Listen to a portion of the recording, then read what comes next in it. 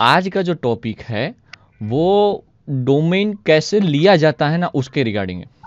For an example, हर एक चीज़ अब internet पे अवेलेबल हो रही है। अगर आपको कोई बिजनेस करना है, ठीक है ना, तो दो तरीके से पुराने टाइप से अगर करोगे कि भाई चलो या मशीन खोल ली, मतलब इन शॉर्ट मैकेनिकल टाइप वाला, तो इन शॉर्ट ज़्यादातर कस्टमर तक तुरंत नहीं पहुंच सकते आप। लेकिन इंटरनेट एक ऐसी चीज़ है, वहाँ पे अगर आप उसका अच्छे से यूज़ करते हो तो आपका जो स्प्रेड करने का जो है, आपकी एडवर्टाइजमेंट, जो आपका वेबसाइट या फिर आपकी बिजनेस का जो ग्रोथ है, वो 10 गुना ज़्यादा बेहतर होता है। सो इंटरनेट पे सब कुछ आपकी कंपनी या बिजनेस का प्रोडक्शन या फिर आपको स्प्रेड करने के लिए वेबसाइट हम बनाते हैं, राइट।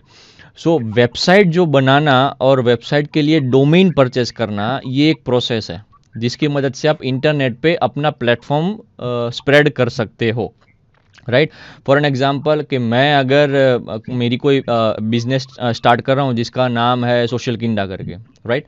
सो सोशल किंडा अगर मैं उसको इंटरनेट पे अवेलेबल करूँ, तो मुझे वो सोशल किंडा वाला नाम और उसके रिगार्डिंग मुझे डोमेन भी चाहिए कि भाई मुझे कौन सा डोमेन रखना है, वो भी इंपॉर्टेंट। हमने डोमेन के बारे में जाना था कि अगर मेरी कोई कमर्शियल वेबसाइट है तो उसका डोमेन अलग होगा, अगर मैं गवर्नमेंट में कुछ काम कर रहा हूँ तो उसका डोमेन अलग होगा, अगर मैं एनजीओ में काम कर रहा हूँ तो उसका डोमेन अलग होगा, अगर मैं मिलिट्री बेस पे कुछ अगर काम कर रहा हूँ जो जिसका डेटा पूरा इंटरनेट पे अवेलेबल हो और पूरा मिलिट्री के कॉन्टैक्ट में ही रहे, प्राइवेट में ना रहे, पर पब्लिक में ना रहे, तो उसका डोमेन अलग होगा, जिसको हमने टॉप लेवल डोमेन और ये सब पूरा देखा था, राइट। सो हमको डोमेन का नाम और उसका टॉप लेवल डोमेन वो इंपॉर्टेंट है, वो चाहिए होता है। सो उसके लिए रजिस्ट्रेशन करवाना पड़ता है, मतलब परचेस करना पड़ता है। जैसे हम मोबाइल कैसे परचेस करते हैं, अगर हमको इंटरनेट पे अवेलेबल होना है, ठीक है ना, तो इंटरनेट पे मोबाइल नहीं, सॉरी, इंटरनेट पे अवेलेबल होना है तो हमको आईएसपी से पैसे दे के इंटरनेट का एक्सेस लेना पड़ता है। अब आईएसपी क्या होता है कि भाई आपका जो सिस्टम है, जिस पे आप सॉरी आपका जो प्रोवाइड करने वाला जो है, जियो, एयरटेल, वोडाफोन, आइडिया, ये सारे जो इंटरनेट सर्विस प्रोवाइडर बोलते हैं इसको, जिनकी मदद से आप उनको पैसे देते हो, तो उस पैसे के बेसिस पे जितनी भी लिमिट होती है इंटरनेट एक्सेस की पर डे के थ्रू, पर मंथ, वो आपको अलाउ करते हैं ताकि आप सर्फिंग कर पाओ। फिर वही कार्ड आप डोंगल में डाल के यूज़ करो या फिर आप मोबाइल में डाल के यूज़ करो, चलेगा, आपको इंटरनेट एक्सेस मिलेगा। सेम चीज़ अगर आपको इंटरनेट पे अपनी बिजनेस को ग्रोथ करने के लिए काम करना है तो आपको वेबसाइट बनानी पड़ेगी, तो उसके लिए डोमेन भी लेना पड़ेगा। तो डोमेन जो है वो परचेस करना ज़रूरी होता है। वहाँ पे कोई ऐसा नहीं होता, फ्री ट्रायल नहीं रहता कि भाई आपको 50 दिन तक आपको फ्री ट्रायल रहेगा, ऐसा कुछ नहीं रहता। लेकिन आपको परचेस करना ही पड़ता है आपका यूनिकनेस के लिए, ताकि कोई आपका डोमेन कॉपी ना कर पाए। इनका मेन कंसेप्ट ये होता है, ठीक है। सो आज जो है हमारा टॉपिक वो है रजिस्ट्रेशन प्रोसेस, कैसे हम डोमेन की रजिस्ट्रेशन प्रोसेस कर सकते हैं, राइट। सो उसके लिए ये प्रोसीजर है, मैं आपको लाइव भी बताता हूँ। जैसे एग्जांपल मैं आगे दूंगा ना, तो वहाँ से कोई एक एग्जांपल उठाता हूँ, ठीक है ना। याद रखना, आप जब भी कभी, मैंने आपको पहले भी, और आप जब इंटरनेट पे सर्फ करते हो ना, हर बार वो आईपी एड्रेस दोनों अलग है, याद रखना। फॉर एन एग्जांपल, मैं आपको अभी एक क्लियर ही कर दूं। मान लो कि मेरा एक एग्जांपल है, मैं लिख लेता हूँ यहाँ पे माई आईपी एड्रेस, ये मेरा पब्लिक आईपी एड्रेस है। बता दिया डोमेन से आईपी एड्रेस कन्वर्ट होता है, ठीक है ना। अब परचेस करना जरूरी है, तो जैसे ही परचेस करोगे तो दो चीजें याद रखना। डीएनएस तो आपको याद है, डोमेन नेम सर्वर बोल सकते हो, डोमेन नेम सिस्टम भी बोल सकते हो, जहां पे आपके हर एक डोमेन का मैनेजमेंट होता है, ठीक है ना। अब दूसरा ये आता है, जब आपकी वेबसाइट क्रिएट हो जाती है ना, तो वेब सर्वर अलग आता है। डीएनएस सर्वर अलग होता है, वेब सर्वर अलग होता है, याद रखना। आप जब भी वेबसाइट परचेस आपका जो .com .in का हैंडलिंग करने का काम है वो डीएनएस सर्वर करेगा। जब आपकी वेबसाइट बन जाएगी, मान लो कि सोशल किंडा, तो उसका हैंडलिंग वेब सर्वर अलग से करेगी, मतलब वो वेब सर्वर पे जाएगी, वो फिर डीएनएस सर्वर हैंडल नहीं करती। फिर आपकी कंपनी का जो सर्वर होता है, फिर ठीक है ना, वहां से फिर हैंडलिंग होता है। इंपॉर्टेंट ये है कि आप याद रखो, डीएनएस सर्वर और वेब सर्वर दोनों अलग अलग होते हैं। डीएनएस सर्वर जब भी आप वेबसाइट को बनाना, मतलब डोमेन परचेस करना होता है, तो डोमेन का हैंडलिंग का काम करता है, और आपकी वेबसाइट बन जाती है तब, तो वेबसाइट वेब सर्वर पे काम करता है। ठीक है ना। डोमेन का यूज क्या है? Domain is used to for registering a website. ठीक है ना। वेबसाइट, मेरी वेबसाइट का नाम है वेबसाइट। वेब मतलब आपको सर्फिंग करना है इंटरनेट पे। साइट मतलब एक प्रकार का लोकेशन। ठीक है ना। सिविल इंजीनियरिंग में साइट का मतलब लोकेशन होता है, तो वही चीज़ है वेबसाइट। ठीक है ना। वेब मतलब www इंटरनेट पे होता है, इसलिए वेबसाइट बोलते हैं इसको। ठीक है ना। वेब सर्वर को वेब होस्टिंग भी बोलते हैं, याद रखना। सो डोमेन का काम ये है कि वेबसाइट को रजिस्ट्रेशन करना। Domain is a one type of address of our website. ये भी इंपॉर्टेंट है कि भाई आपकी वेबसाइट डॉट कॉम की है डॉट इन की, पता कैसे चलेगा? ये डोमेन के बेसिस पे। ठीक है ना। कि डॉट कॉम है तो आपकी वेबसाइट कमर्शियल है। ठीक है ना। One type of address commercial address हो गई।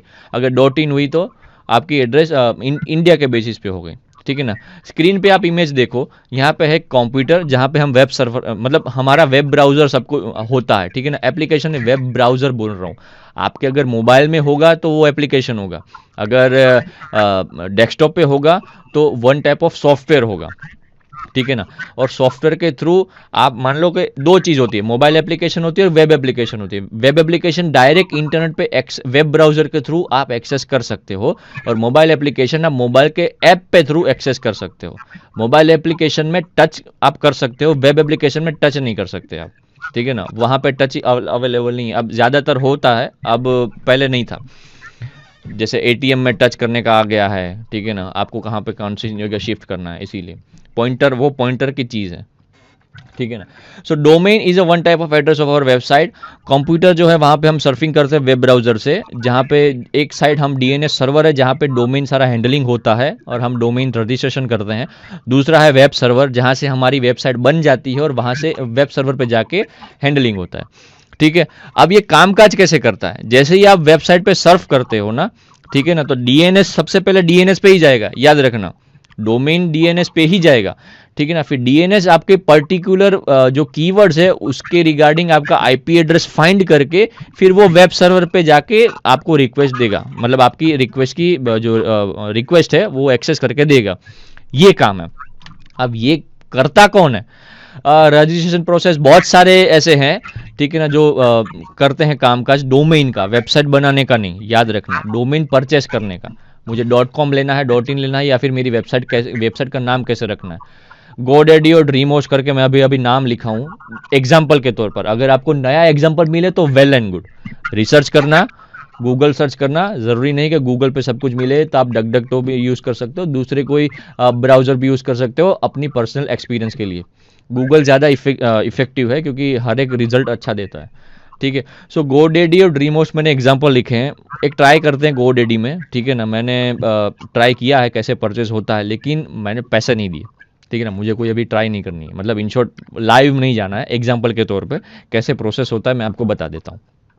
ठीक है।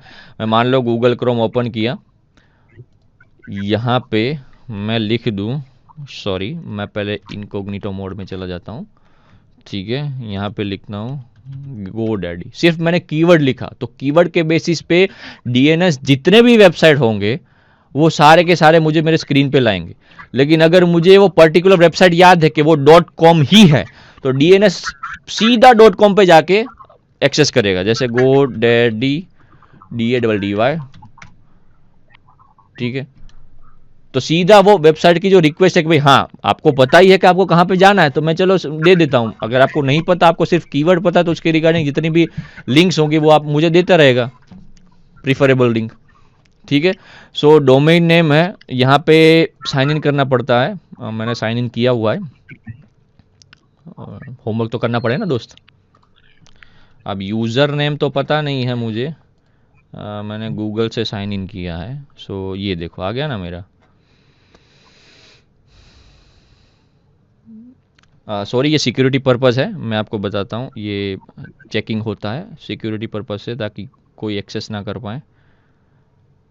हो गया।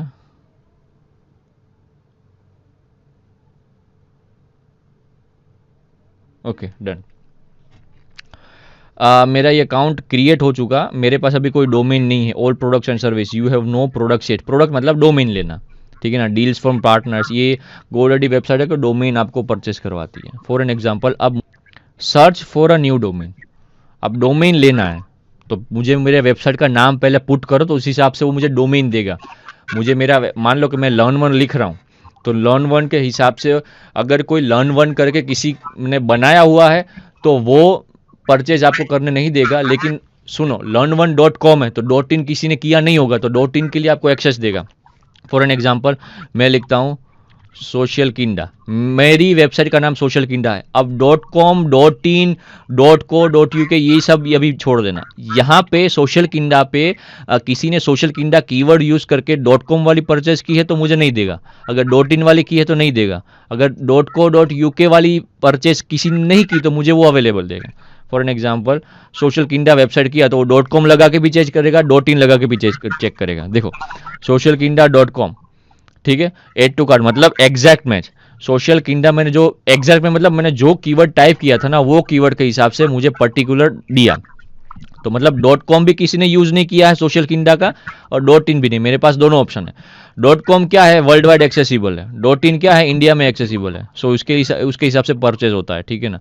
Social kinda .in, social dash kinda .com, social kinda .shop, social kinda .co.in, social kinda .io, org, tech, net, co, info. ये देखो इतने सारे मेरे पास डोमेन है।